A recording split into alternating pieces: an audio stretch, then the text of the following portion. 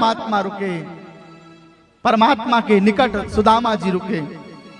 प्रातः काल हुआ, सुदामा जी स्नान करते हैं, अपनी संध्या करते हैं। ब्राह्मण है ना, गायत्री का उपासक है, बड़ी सुंदर सी संध्या बंदन करी। और संध्या बंदन करने के बाद में परमात्मा के यहाँ सुदामा जी गए और जाके बोले, दे द्वारकाधीश अब हम जाबो चाहें, अब हमें जाना है, हाँ चले जाओ। भाभी को क्या कहना है? तेरी भाभी को क्या कहना? तेरी भाभी ने तेरे लिए चावल भेजे, तंदुल भेजे, तुझे कुछ भेजना है तो बोल।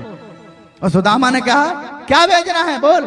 बोले, हमें कुछ नहीं भेजना, आप तो जाओ भाभी जी से नमस्कार कह देना, यही हमारा अंतिम शब्द। जाने में 6 महीना लगा, आने में 6 महीना लगा, लेकिन जाने के बाद आने का समय जब आया तो सुदामा जी ने क्या देखा अपनी कुटिया के पास में? जहां कुटिया थी वहां विशाल दिव्य मंदिर बन गया, बड़ा सुंदर सा महल बन गया। सुदामा जी ने कहा, क्या हो गया? सुदामा जी ने क्या देखा? जहां कुटिया थी वहां कुटिया का पत्ता सा बड़ा सुंदर सा महल बन गया। सुदामा जी ने सोचा कोई सेठ जी आ गए होंगे। वैसे भारत में सेठों की कमी नहीं है। और सेठ कौन होता है? क्यों भाई साहब? जो दूसरों की जमीन को हड़प ले, दूसरों की जमीन में कब्जा कर ले, वही सबसे बड़ा सेठ माना जाता है। किसी सेठ ने हमारे बीवी बच्चों को भगा दिया, हटा दिया, और भगा के हटा करके मेरी झोपड़ी को हटाया, महल बनाया होगा। तो पूछ लेता हूं सेठ जी से।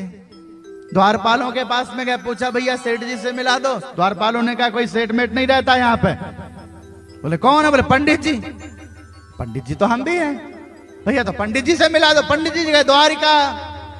पंडित जी कहा? बोले, द्वारिका गए। कौन है? पंडितानी जी, उन्हीं से मिला दो।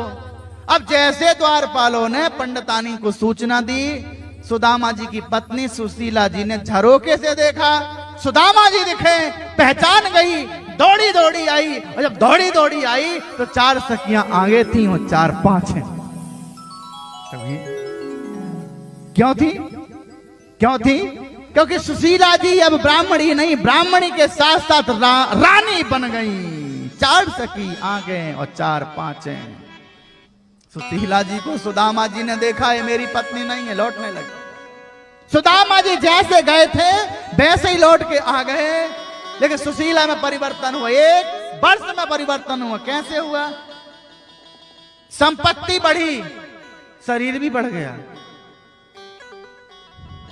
कई संत महात्मा कहते संपत्ति बढ़े और शरीर दुबला पतला रहे तो मान लेना कहीं ना कहीं कोई ना कोई गड़बड़ी है।